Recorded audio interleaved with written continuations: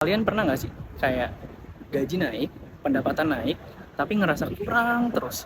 Kayak bahagia itu cepet banget, kayak di awal doang pas kita baru dapat kenaikan itu. Hai, Rafis here. Dan gue baru banget baca hal menarik tentang hedonic treadmill.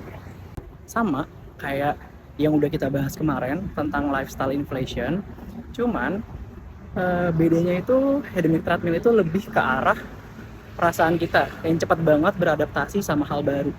Hedonic treadmill atau adaptasi hedonis itu tuh teori yang bilang kalau kita itu gampang banget terbiasa sama hal baru, kayak baik lebih kaya atau lebih miskin.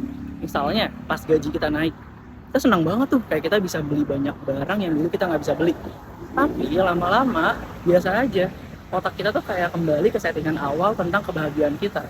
Ternyata ada nih penelitian dari Harvard yang menjawab soal hedonic treadmill ini. Jadi penelitian itu bilang kalau misalkan kebahagiaan kita itu bukan bersumber dari perubahan besar yang terjadi dalam hidup kita, tapi bersumber dari hal-hal kecil yang kita lakuin secara rutin. Contohnya misalkan kayak berolahraga, yuk kita ngelakuin yoga, kita ngelakuin ibadah rutin.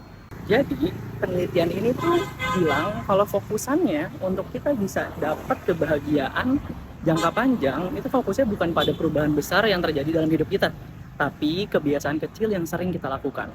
Nah, jadi kalau kita pengen dapat kebahagiaan, itu sebenarnya kita bisa lebih take more fokusnya itu ke kegiatan kecil yang sering kita lakukan, bukan mengharapkan perubahan besar yang tiba-tiba kita dapat kebahagiaan yang bersifatnya kekal gitu. Nah, gimana? Kalian pernah ngerasain hedonic treadmill nggak? Rafis here and see you on the next content. Bye!